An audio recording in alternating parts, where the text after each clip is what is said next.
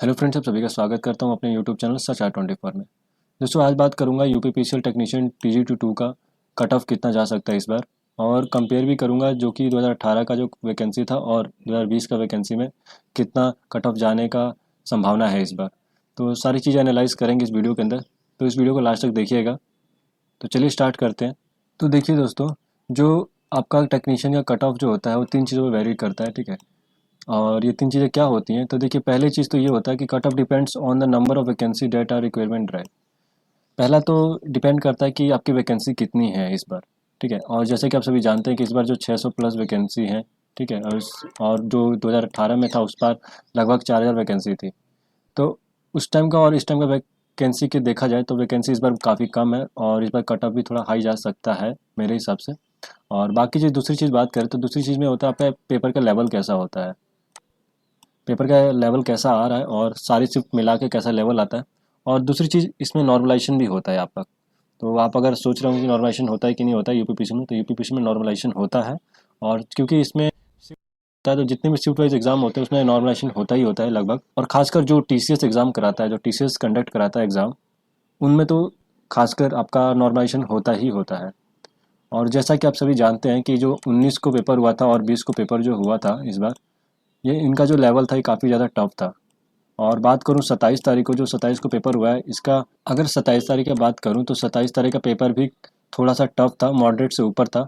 और 28 का बात करूँ तो 28 का जो पेपर था इसका फर्स्ट शिफ्ट तो काफ़ी आसान था, आया था, लगभग इजी ही आया था, मॉडरेट बोल सकते हो आप। और सेकंड शिफ्ट इसका थोड़ा सा हार्ड आया था। तो इसका अगर एनालाइज देखा जाए तो इसमें सबसे ज़्यादा 19 और 20 का पेपर काफ़ी टफ आया था, अगर डिपेंड करे चारों दिन का पेपर मिला के। तो इसमें थोड़ा कट ऑफ वेरी करेगा, क्योंकि 27 तारीख और 28 तारीख वाले बच्चों ने काफ़ी ज़्यादा अटैम्प्ट किया था और 19 और 20 वालों का दिन का पेपर काफ़ी बच्चों ने कम अटैम्प्ट किए क्वेश्चंस। तो इसके ऊपर भी डिपेंड करता है कट ऑफ आपका। अगली चीज़ बात करें तो इसमें है कि नंबर ऑफ कैंडिडेट्स कितने अपेयर होते हैं एग्जामिनेशन में, कितने लोगों ने फॉर्म भरा है, उसके ऊपर भी डिपेंड करता है आपका कट ऑफ, डिपेंड करता है कि कट ऑफ कितना जाएगा। अगर 600 वैकेंसी है और अगर मान के चलिए 1 लाख अगर फॉर्म गिरता है तो उस पर थोड़ा कट ऑफ वेरी करता है। वहीं पर अगर 600 वैकेंसी के ऊपर अगर 6 लाख बच्चों ने फॉर्म भरा है तो उस पर भी डिपेंड करता है आपका कट ऑफ, तो उस टाइम भी कट ऑफ हाई जा सकता है। अगर जहाँ फॉर्म कम गिरता है तो समझ लीजिए वहाँ पे थोड़ा कट ऑफ कम जाता है। इससे भी आप अंदाजा लगा सकते हैं, अगर ज़्यादा बच्चे आते हैं तो ज़्यादा कट ऑफ जा सकता है। नेक्स्ट बात करते हैं दोस्तों, अब अगर मैं बात करूँ कि जो आपका पेपर था वो 250 नंबर का जो पेपर था, उसमें से 50 नंबर का तो सिर्फ कंप्यूटर का पेपर था, जो कि क्वालिफाई नेचर होता है। क्या होता है कि आपको 20 नंबर लाने ही पड़ते हैं 50 में से। अगर आप 20 नंबर नहीं ला पाते हैं तो आपका जो 200 नंबर का जो पेपर होता है वो चेक नहीं होता है। मान के चलिए अगर आपने क्वालिफाई नेचर है, 20 नंबर अगर आपको मार्क्स लाने हैं, आप 20 नंबर आप नहीं ला पाते हैं, तो जो आपका टेक्निकल पेपर होता है 200 नंबर का, वो चेक नहीं होता है, जिसमें आपका मेरिट नहीं बनेगा अगर आपने क्वालिफाई नेचर ही क्लियर नहीं किया। तो अगर आपके 20 नंबर से ऊपर आ रहे हैं तो आपको टेंशन लेने की जरूरत नहीं है, आपका सेकंड पेपर भी चेक होगा और उसके आधारित आपका मेरिट बनता है। तो अगर दूसरी चीज़ बात करें तो इसमें आपका 33% चाहिए होता है, यानी 67 आपको नंबर चाहिए 200 में से मेरिट में आने के लिए। ये समझ लीजिए एक तरह से पासिंग नंबर होता है 200 में से। तो 200 में से आप जानते हैं कि 150 नंबर तो सिर्फ टेक्निकल ही था, आईटीआई टेक्निकल बेस पे पेपर था। और बाकी जो 50 नंबर था उसमें था रीजनिंग, हिंदी और आपका इंग्लिश, ये तीन चीज़ था। इंग्लिश की बात करें तो 15 नंबर का था, हिंदी का 15 और रीजनिंग आपका और जीएस उसमें मिला के था आपका 20 नंबर का पेपर था। तो 200 में से आपको कम से कम 67 तो चाहिए चाहिए आपको का मेरिट में आने का, वरना मेरिट में नहीं आ पाएंगे। इसका मतलब ये नहीं है कि आपका 67 ही कट ऑफ जाएगा, 67 कट ऑफ नहीं जाएगा, ये मान के चलिए मिनिमम नंबर चाहिए होता है आपका 200 में से। आगे बात करते हैं। अब मैं बात करूँ तो यूपीपीसीएल TGT2 का 2018 का जो कट ऑफ था, उस टाइम था यूआर का कट ऑफ 128 तक गया था, ठीक है। ओबीसी का 105 गया था, एससी का आप देख रहे हैं 67 गया था, एसटी का 72 गया था, डिफेंस का गया था आपका 81 और आपका एक्स सर्विसमैन का गया था 105। तो इसके अंदाजे पे आप देख सकते हैं कि इतना कट ऑफ, थोड़ा सा उस टाइम पे कट ऑफ कम गया था अगर कंपेयर किया जाए बाकी 16 और आपका 15-14 से कंपेयर किया जाता है, 16 से 14-15 से। तो उस टाइम कट ऑफ काफ़ी हाई गया, क्योंकि उस टाइम वैकेंसी कम थी। और इस टाइम जो वैकेंसी आपकी 2018 में जो वैकेंसी आई थी, ये आपकी 2000 प्लस आई थी सिर्फ एक यूपीपीसीएल में। और यूआरवीएनएल में भी मिला के काफ़ी ज़्यादा वैकेंसी थी, जो पूरी टोटल वैकेंसी हो गई थी 4000 वैकेंसी हो गई थी पूरी की पूरी टोटल। तो जिस टाइम इसीलिए उस टाइम कट ऑफ जो आपका था वो कट ऑफ कम गया था। पर इस बार कट ऑफ थोड़ा वेरी करेगा, क्योंकि इस बार कट ऑफ थोड़ा हाई जा सकता है, क्योंकि इस बार वैकेंसी है कम। अगर इस बार यूपीपीसीएल TGT2 का 2021 का कट ऑफ की बात करूं तो ऑलरेडी मैं बता चुका कौन कौन से फैक्टर आपका लाई करता है, किस किन फैक्टर की वजह से आपका कट ऑफ बनता है, ये ऑलरेडी मैं वीडियो में पहले बता चुका हूँ। अब अगर इसमें बात करते हैं कि 600 तो वैकेंसी थी ज़्यादा, इससे ज़्यादा वैकेंसी थी नहीं, और सीटें काफ़ी कम थी और बच्चों ने काफ़ी ज़्यादा फॉर्म भरा था।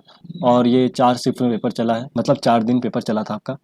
और इसका कट ऑफ की बात करूँ तो जनरल का कट ऑफ आपका 150 जा सकता है, ओबीसी का 145 जा सकता है, और ओबीसी के साथ ही आपका मैं बता दूं ईडब्ल्यूएस का कट ऑफ भी इतना ही जाएगा। ईडब्ल्यूएस का कट ऑफ भी आपका 45 तक ही जा सकता है, इससे आगे नहीं जाएगा। एसटी की बात करूं तो 120 जा सकता है, एससी की बात करूं तो 130, डीएफएफ की बात करूं तो आपका 135 जा सकता है, एक्स सर्विसमैन की बात करूं तो 140 जाएगा। तो ईडब्ल्यूएस वालों का मैंने कैटेगरी यहाँ पे नहीं लिखा है, क्योंकि मैं कंपेयर कर रहा था 2018 से लेके, तो 18 में ईडब्ल्यूएस का उस टाइम नहीं था और ईडब्ल्यूएस अब इस बार लागू हुआ था, तो इसलिए इन्होंने इस बार इस फॉर्म में भरवाया था। ईडब्ल्यूएस का भी कट ऑफ लगभग 145 ही जा सकता है, इससे ज़्यादा नहीं जाएगा। और इसमें नॉर्मलाइजेशन भी होगा, क्योंकि पेपर काफ़ी टफ आ रहा था। जैसा कि आप सभी जानते हैं कि पेपर का लेवल काफ़ी टफ था, मॉडरेट से ऊपर था, और कट ऑफ थोड़ा वेरी करेगा जरूर करेगा। और जैसा कि आप सभी जानते हैं कि इसमें काफ़ी लोगों ने फॉर्म भरा था, तो उसके ऊपर भी डिपेंड करता है कट ऑफ। तो बाकी देखते हैं, अभी ये सिर्फ एनालाइज का कट ऑफ है, और जैसे कि बच्चों ने पेपर दिया था और उस टाइम जैसे बताया है ग्रुप के अंदर, उसके अकॉर्डिंग कट ऑफ बनाया गया है। तो ये ओरिजिनल कट ऑफ नहीं है, पर मान सकते हैं कि इतना कट ऑफ तो जाएगा ही जाएगा, इससे ज़्यादा भी जा सकता है और वेरी करेगा। मान लीजिए 50 5 और या 10 का कट ऑफ का वेरी करेगा, इससे ज़्यादा वेरी नहीं करेगा। अंदाजे में लगाइए, अगर 145 आपके नंबर ऊपर आ रहे हैं तो समझ लीजिए कि आप क्लियर कर देंगे पेपर आपका, जनरल और ओबीसी में आप क्लियर हो जाओगे। बाकी एसटी ओसी के लिए तो मैं बता चुका हूँ ऑलरेडी, 120 से लेकर और 130 के बीच में अगर आपका लाइक कर रहा है, नंबर आ रहा है, तो आप मान के चलिए कि यूपीपीसीएल TG2 आपका सिलेक्शन हो जाएगा, उसमें कंफर्म है। तो दोस्तों आज की वीडियो में इतना ही। अगर इस वीडियो से रिलेटेड आपको कोई भी डाउट होता है तो आप मुझे कमेंट सेक्शन में बता सकते हो। डिस्क्रिप्शन में टेलीग्राम का लिंक दिया है, जहाँ से आप कर सकते हो ग्रुप में। वहाँ पे भी आपको बहुत सारी नॉलेज फैक्ट से रिलेटेड आपको बहुत सारी इन्फॉर्मेशन कलेक्ट मिल जाती है एक ही जगह। पीडीएफ मिल जाएगा आपको, जितने भी आपको जरूरत पड़ती है। टेक्निकल पीडीएफ मिल जाएगा आपको, नॉन टेक्निकल पीडीएफ मिल जाएगा, तो जाके आप वहाँ भी जुड़ जाइए। जिन दोस्तों ने अभी तक चैनल सब्सक्राइब नहीं किया है तो चैनल को प्लीज़ सब्सक्राइब कीजिएगा, लाइक कीजिएगा, शेयर कीजिएगा अपने दोस्तों के साथ। थैंक यू दोस्तों।